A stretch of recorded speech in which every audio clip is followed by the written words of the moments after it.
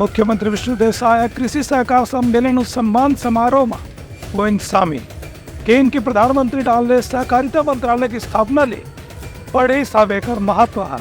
मुख्यमंत्री विष्णुदेव साय राजधानी रायपुर में प्रदेश स्तरीय कृषि सहकार सम्मेलन और सम्मान समारोह में शामिल हुई। एवरे में मुख्यमंत्री सहकारिता के क्षेत्र में उत्कृष्ट कार्य करने वाला सहकारिता कर्मचारी अधिकारी प्रतिनिधि मन के सम्मान घलो करीन। मुख्यमंत्री अपन संबोधन में कहिन कि सहकारिता के महत्व देश भर में पिछला 30 से 40 साल में लगातार देखे बन मिला थे। एक महत्व समझत प्रधानमंत्री नरेंद्र मोदी अलग से सहकारिता मंत्रालय के भी गठन करे हैं। उनका कहने रहे कि गुजरात में सहकारिता आंदोलन और महाराष्ट्र में सहकारिता आंदोलन के जरिए कतकोन बड़े किस्म के उद्योग स्थापित हुए हैं, जेकर से किसान मन के भी आमदनी लगातार बढ़त जाते। इसलिए छत्तीसगढ़ में भी सहकारिता के विस्तार करे की जरूरत है।